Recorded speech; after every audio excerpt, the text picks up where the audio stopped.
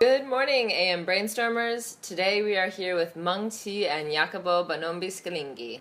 Meng Qi is a Chinese programmer, professor, musician, and mad scientist of sorts, designing and building his own synthesizers. He's published a series of modular synthesis tutorials in MIDI-Fan magazine and has given instrument building workshops and lectures at leading Chinese universities and conservatories. He's a pioneer of experimental music in China and is famous for his distinct instruments that are used by electronic musicians all over the world.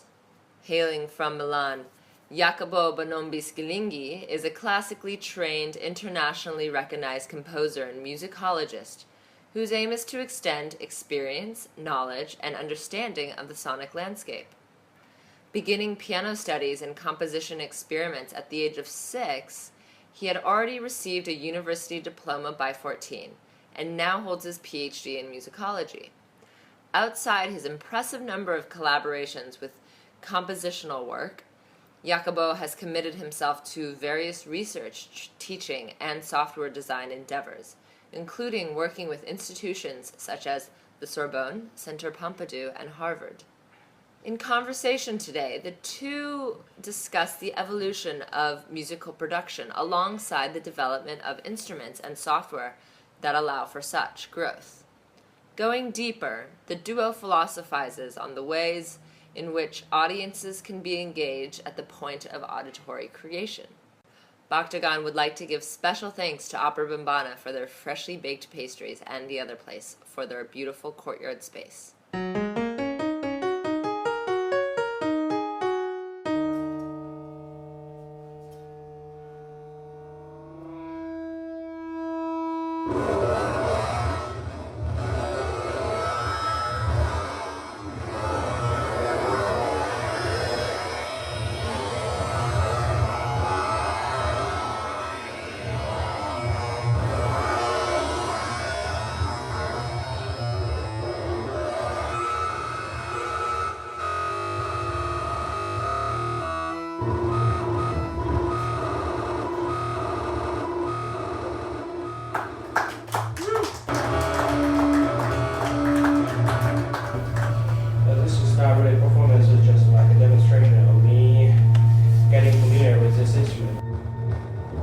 Actually, it's made of 3 parts. The first part is the springs and the pickup elements, which is very simple, a piezo pickup. And after that, the signal is sent to a buffer repeat effector, and which is digitally controlled by this.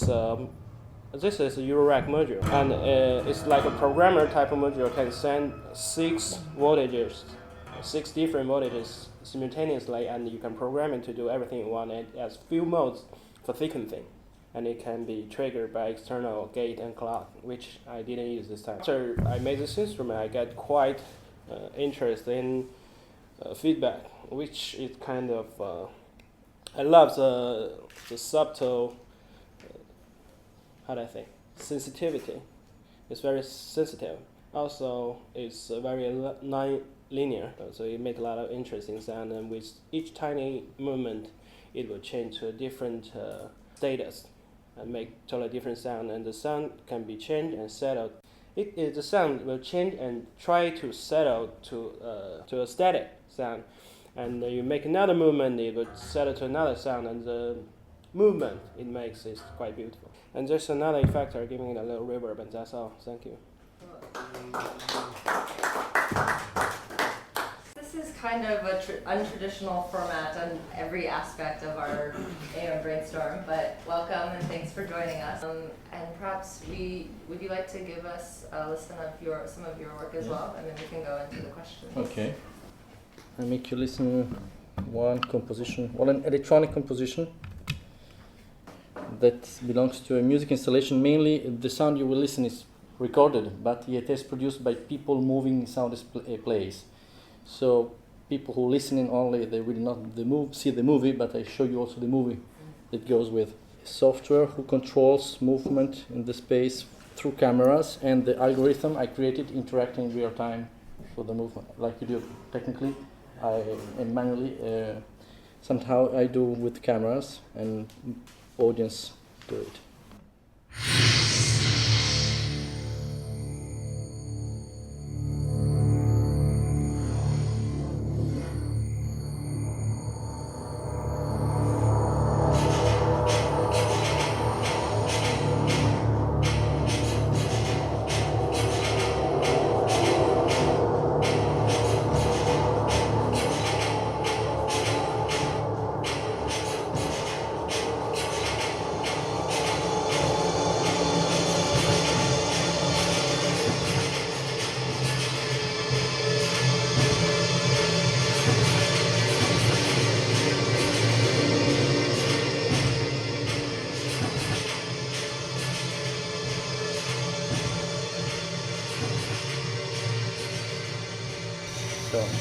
because it's just an example. It's in this case you are here, so you can see the movie. It's not really totally synchronized because it's a demo, okay? But it's produced in real time based on software that reacts. In that case, can react with interfaces. In that case, I decided to make it interact with people moving inside the space. So now probably we can start to make a discussion our methods. And thanks for joining us today, and again for that introduction to your work. I've seen a lot of your work, and I think that both of your are very different, but at the same time there are these like similar trends. And I think that to start from somewhere basic and then we can build up, I'm very curious to know why the two of you have decided to use music and sound as your mode of expression and kind of your way of, you've chosen sound rather than some sort of, you know, visual stimuli to work with. And I think that, you know, for me at least, I find sound to be, or sound is the most powerful sense. So kind of your experience from where you started, how you kind of taught yourself or, you know, experimented with what it was, whether it's, you know, writing compositions and playing the piano, or kind of, you know, learning more about the electrical engineering that goes into the production of your pieces. And kind of once your music, your instruments are built, how does that allow you to go ahead and experiment with the sound itself? I mean, I didn't know. I don't know if I choose really. I did it, and as it works quite good, I keep it. So I'm very bad in dance. It's better not to see me dancing, never, even my children. And I'm very bad also in painting. So, and probably because when I was young, directly with music, I felt immediately good in that field. So I don't know if it is a choice. It happened, and I'm happy about that fact. So what has happened later, that as I started, I'm a little older than you, I was born in 71.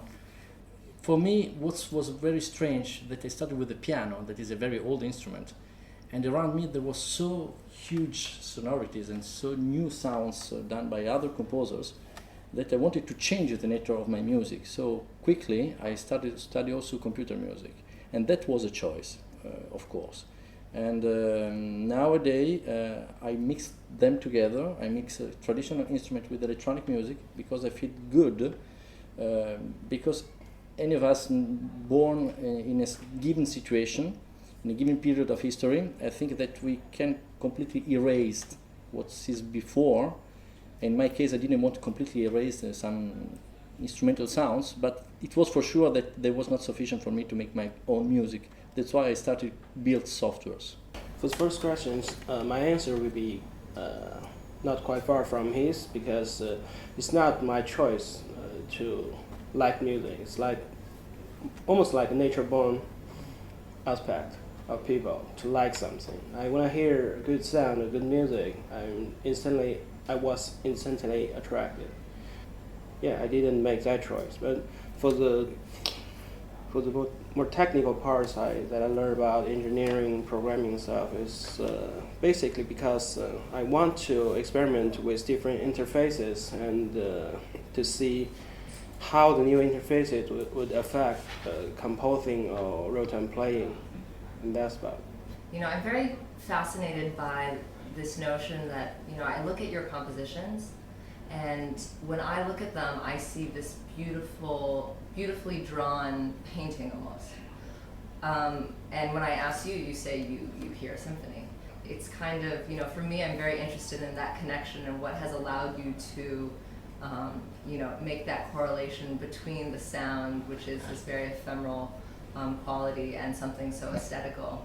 And then with Mengqi, also how your pieces, even though you're really experimenting with the sound and kind of experimenting with these noises, they are derived from these beautifully crafted instruments. You know, how do you go about not only designing them, but having a design that is functionable, but that is also completely, you know, aesthetically driven as well, and how the aesthetic will kind of lead into its function, but then lead into its output. In Italy, when I was young, we were not allowed to compose music not writing in a good way. I speak graphically. We're not really allowed. If you write music and the music was good but not well written graphically, like calligraphy, the music was not performed. So I remember when I was 14 years old, I wrote a trio and my master told me, good, we will play it, so rewrite it again. And I didn't understand why. So I rewrote completely the trio. And he said, good, now rewrite it again, because it's not well written.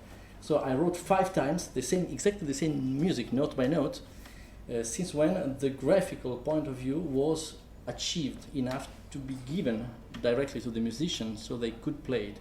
And it's like you have an old fashion of handcraft when you do something. Now the level of accuracy of my scores is still the same. I don't like really software for writing music because they are anonymous. If you look at a score done by a composer and another, you cannot recognize the style looking to a software written composition. So I still use hands, so that now I don't allow myself to make mistake.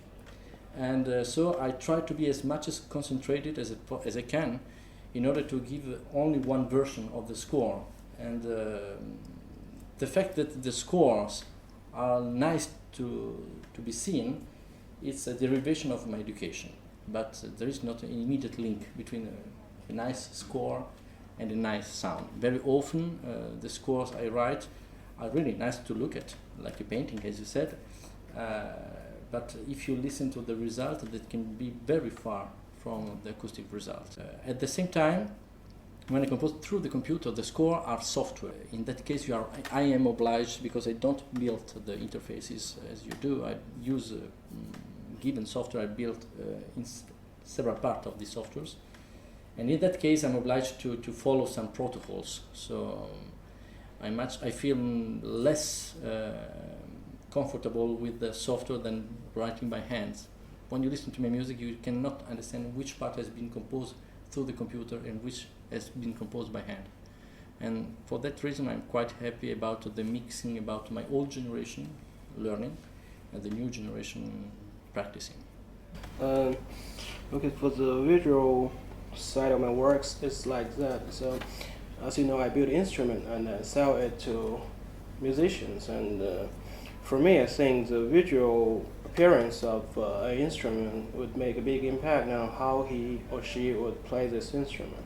So that one is certainly considered. So if it's better built, more logically laid out, it will be easier to play, and they will have their emotions better expressed.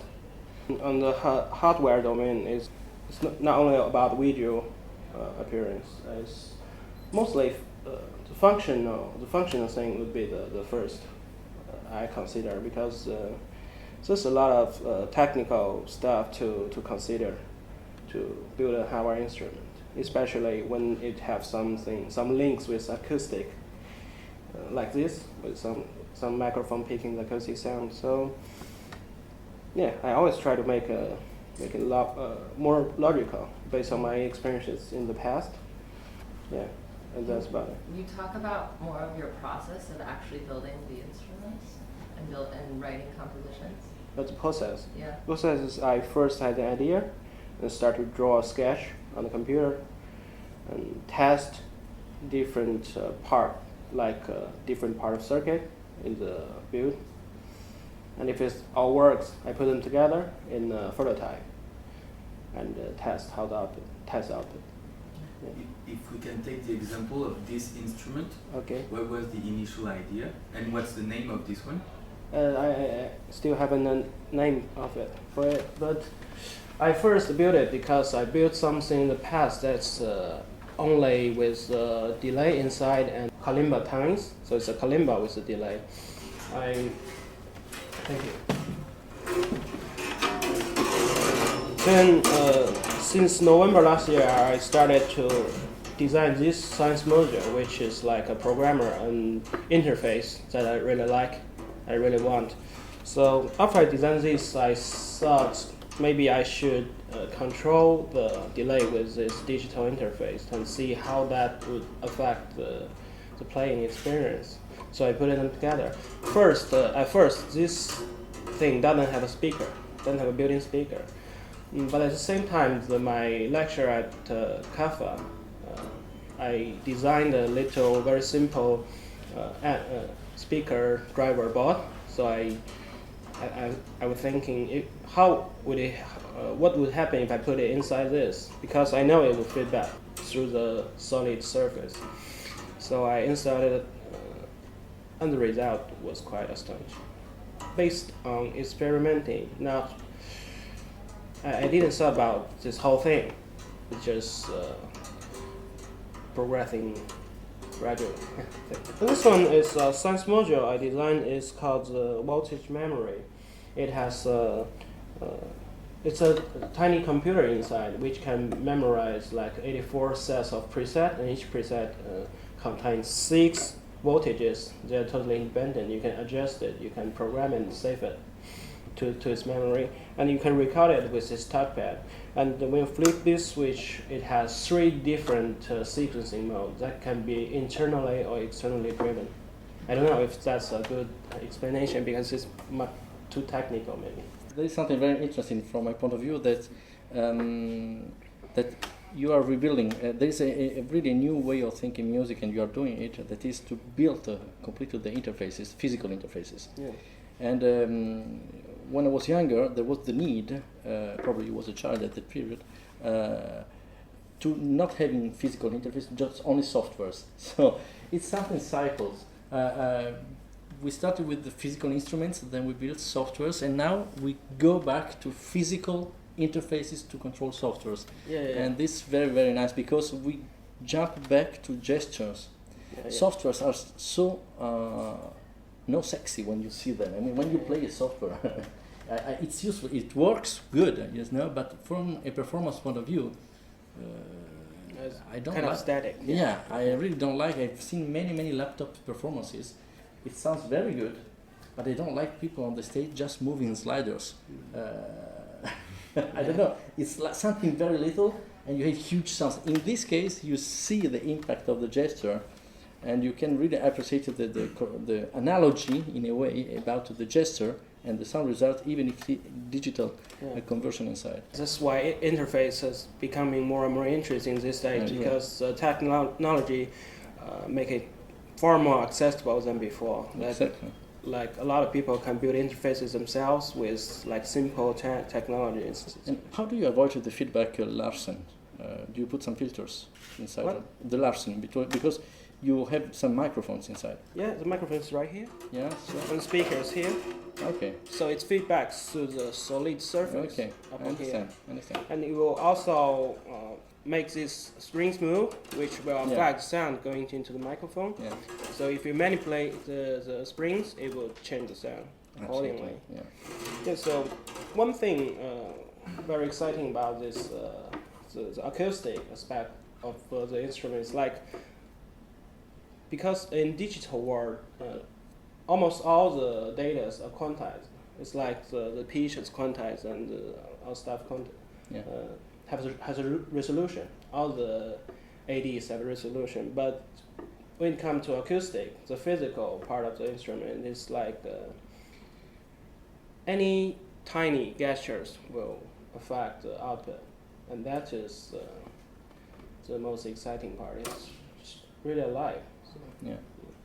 Change on bass every user, and different people have different kind of playing habit, and their different their body parts are different, so the output will be different. Would you say that there's a proper way to learn playing an instrument like this, and how would you go about learning to play the instruments that you produce?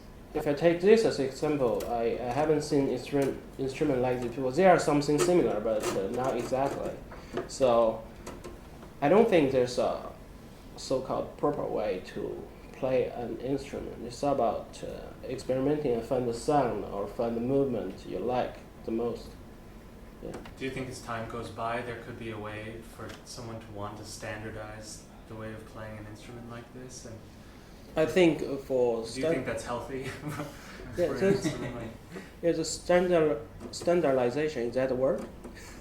or yeah, Oh, yeah. yeah. The But standardization of like playing of a new instrument, a new type of interface is, I don't think is quite easy these days, because these days it's very easy to build totally different stuff from different people. It's not like the ancient days that we all have the same instrument, the same interface. So that, in that case, the standardization was easy to happen. But nowadays, I don't think it would be that easy, because even with software that you build, there's a lot of controllers that you can build with simple sensors and circuit board to standard modules, right?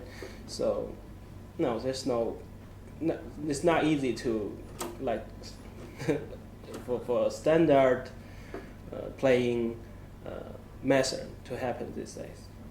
I think what is interesting is that this kind of came back to the most ancient times. People with their instruments or tools, they like be friends with each other and make experiments, and only the person who created the tool or the instrument know how to play it. So, but it's totally digital and totally new, but it's like the way in the original, very original points where people who get really strong connections their own. That's very good questions, because we know about history that we try all the time to put some category to keep something we like and to reproduce it. That's why we have made the museum, for instance. But for instance, some very old composers in Europe, they never wrote music thinking that there would be recorded some centuries later, and there will be put a name and an icon and to buy on the internet, you see, and listening with headphones. They never thought about it. They wrote music, so they very often will be have been performed once or twice, and then they knew that that music will be thrown away. So practice music in the past, I speak mainly about Europe, was a question of to be present, to be there in that moment, and to share music with several musicians. You have to find a protocol of exchange. So what he was standardized was the protocol, how to communicate. So what is a C, what is a D, what is a A, and so on. But the idea was really that music passes all the time. Starting from French Revolution, we started to build museums, and we even keep something that nowadays probably we have a problem, that is we have too many things inside the museums. Really, I'm honest, I mean, and we keep anything nowadays. And I think this approach nowadays we have either through the physical interfaces or through the software, put the main important things to the performer, okay? Because we can produce so much music that you cannot record it because it's too much. Yeah. And the idea is that to be present in that, like a performance, we put back in the good size, I think, of the notion of the performance. And classically, I give you a very big example. Johann Sebastian Bach, the German composer, okay, even Germany was not there at the moment, but this composer died unknown. We don't know this. He died unknown because he was just a good organist, very good, and he has to write each Sunday, a new piece for organ. He has to play it, and then he threw it away. You see. So nowadays we have all the CDs or all the iTunes, whatever you want, composition of Bach played by several musicians, but he didn't want it. We never asked him. You see? So nowadays we have a standardized way of playing him, but we don't know if he plays in that way. So if we try to understand how he plays, it's to try to understand how he thinks music, and that's for me the most important thing. If you want to reproduce it, I think you have to start with him how to make your own instruments. So how do you go about, I guess tell us a little bit about, from both of your perspectives, like what do you think when you create music? Why are you creating music? Why are you using it as this like communication pathway to communicate with, engage with others? And you talk about going back to that moment of the performance and that moment of being able to be in the presence of the sound rather than, you know, witnessing it in an archive. You know, as we are all here today, you know, experiencing this conversation, there is very much this like communication that is happening. And I really find that, you know, all of these, you know, disciplines essentially, whether it is music or the visual arts, it is just that tool to facilitate a communication, a nonverbal communication. You know, what is it that you're thinking as you're creating? What is it that you're wanting to communicate? And in this very moment, in English we have a word, a strange word, coming from Latin, that is "ception." That we have inception, conception, perception, and for me, this ception is something that grows up alone. That is not nature; it's just word. And this ensemble of the facts that happens all day, car accidents, people dying, or I don't know, a flower coming out, and so on. This ception, or ceptions, happen all the time. Okay, you are here, I'm here, you are here. We are ceptions because we have the perceptions of what happens around us. I think artists can do a conception. It means that they can give their own interpretation to the other about what is happening all the time.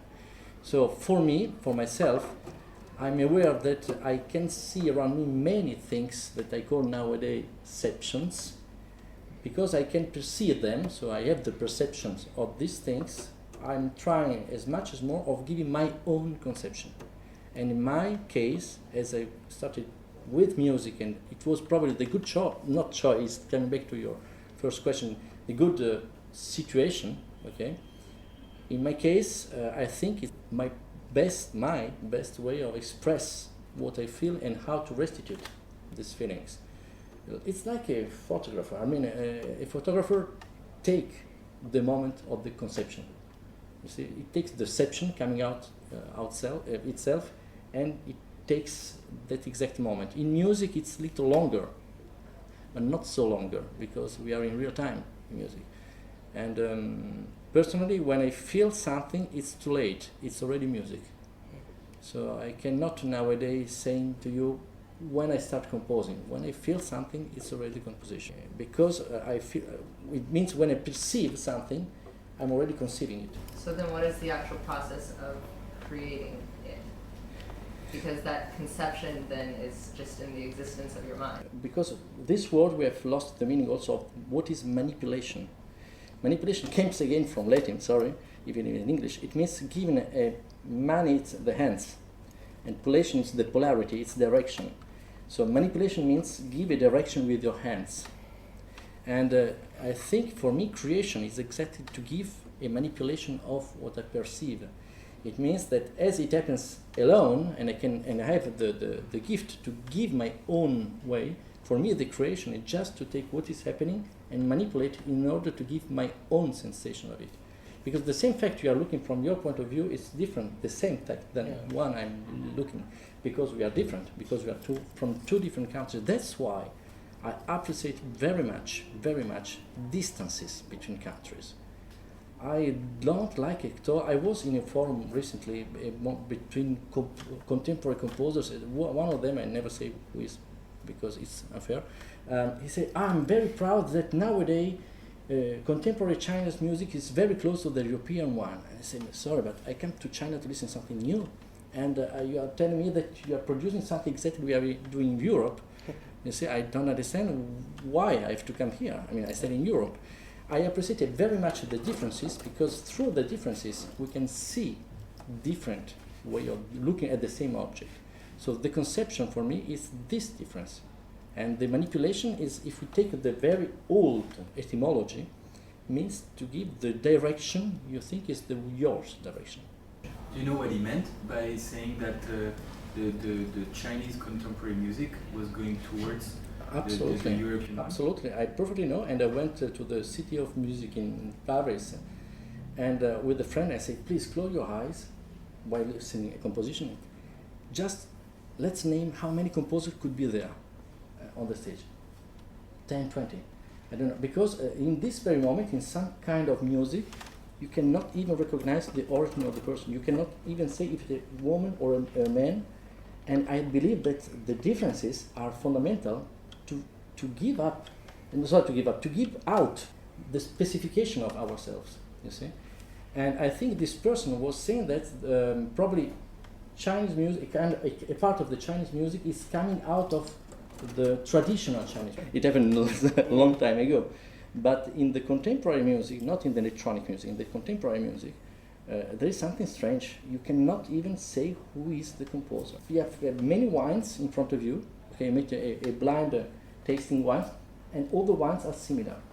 Well, I'm not sure to like anymore. And wines. Yesterday I was in Shanghai making and tasting different teas, and I discovered that you have so many kind of teas that belong to which part of your country.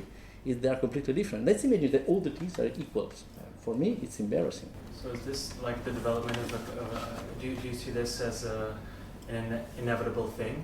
Like a development of a fingerprintless kind of international style of music that's highly palatable to tens, maybe hundreds of millions of people across the world, but really takes music nowhere? You know, like... I think there is something that we have put on, sort of something that is inevitable, that is the crossing of culture. That's very good, Right. very good, of course. But I think that something else is happening again, is the fingerprint of each musician. Nowadays we build our own system that cannot be, yes, you can copy, but you don't know how to use it as you are using. And even if you know, it's different. So I think crossing is a way of making new hybridations, you see. But I really think that the fact we built our own systems allows us to be authentic. And authenticity has no price. It's not prototypes. Authenticity means that doesn't belong to the size, to the gender. It's authentic means that you are ready to put everything you want because it's unique. And in this case, the crossing of cultures probably will amplify the authenticity. So one beauty of music is that it's an art form on timeline. So it's different than like static artists like sculpture, which is awesome as well. But for music, it's just always connection to the past. So when different people listen to the same sound, they always have this different thoughts of feeling, emotions coming out of them, and that's one great part of sound. You just talk about the people losing fingerprints on their works nowadays.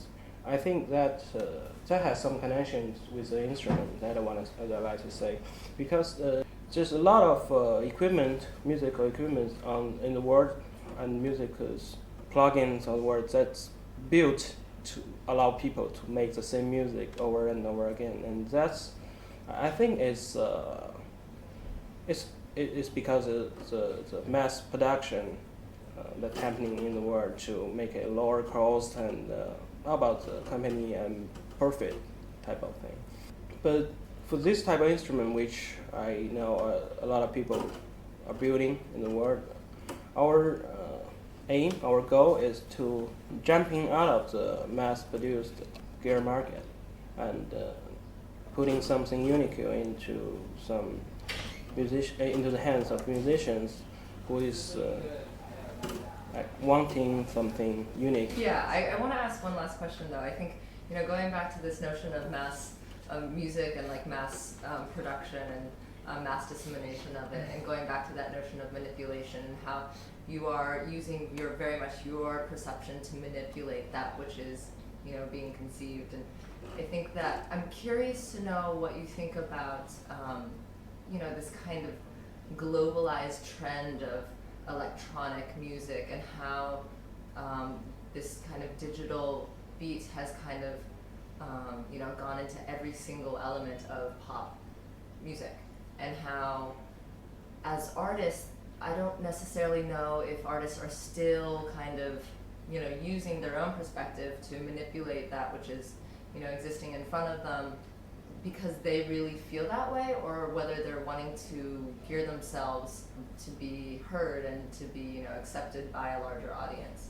And I'm curious to know how, as musicians and as artists, you kind of balance between, producing something that does sound nice and that can be played or people can enjoy it, versus, you know, experimenting and doing what is really of importance to you? A huge question about stylistics.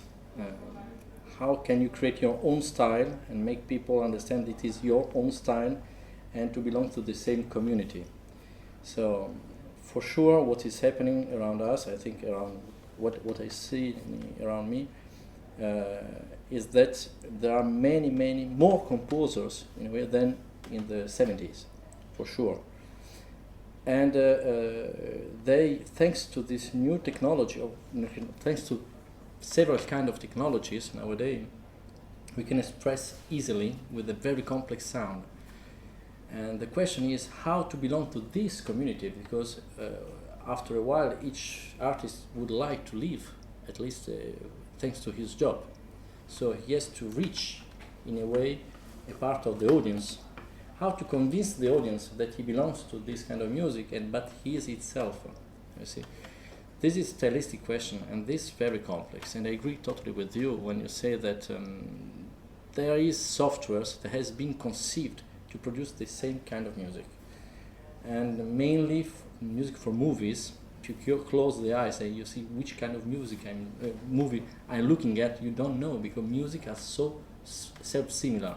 And in this case, I think it's pure commercial situation. And there are a lot of software very useful to do commercial things. But I belong, and I think you too, you belong to those who, yes, we live also thanks to the commercial things, but we are outside all the time. So I'm personally in a constant contra-tendency about what is happening commercially.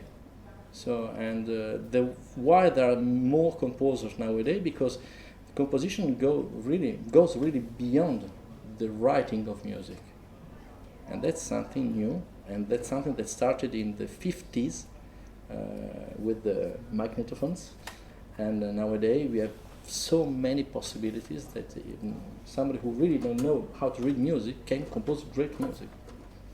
That's something. Yeah, thank you so much. Thank you.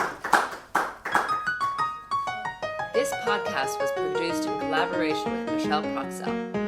Join us next month for a conversation on the multidisciplinary practices that arise and exist in conjunction to the architectural realm.